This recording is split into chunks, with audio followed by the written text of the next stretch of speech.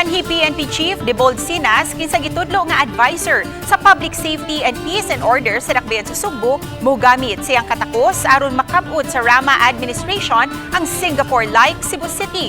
Anti-drugs and corruption ang iyang tutukan. Ani ang report. Gihangop ni kanhi PNP Chief Debold Sinas ang pagtudlo kaniya ni Mayor Mike Rama, isip advisor sa Peace and Order sa dakbayan. Si Sinas dili bag-o sa Sugbo sanglit, kanhi siya na destino isip direktor sa Police Regional Office 7, ayha siya na himong hepe sa nasudnong kapulisan. Suma sa retired general nga iyang ipa-activate ang kahiusahan sa Bureau of Fire, BJMP, o sa PNP apil na usab ang ubang departamento alang sa mas epektibong pagpatuman sa mga programa sa syudad. Gitug anini, ipadayon ang operasyon patok sa illegal nga drugas o ipaubos sa drug test ang mga personnel. Apil usab ang pagpakgang sa korupsyon. First one of my very focused and effective yugo is kanang random drug test sa mga tauhan nato.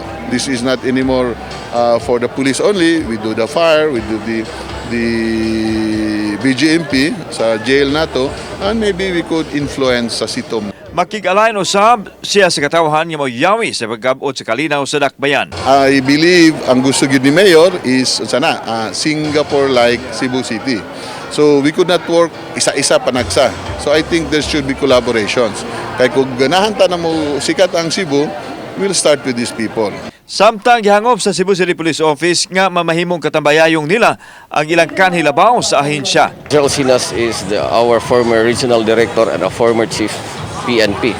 So with his expertise, for sure, and then he will only focus Cebu City for sure. Dako gyud kay siya og katabang sa tuang peace order.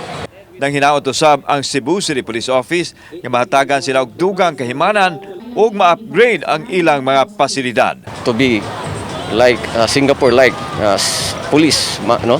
So we need immediately these structures for our police.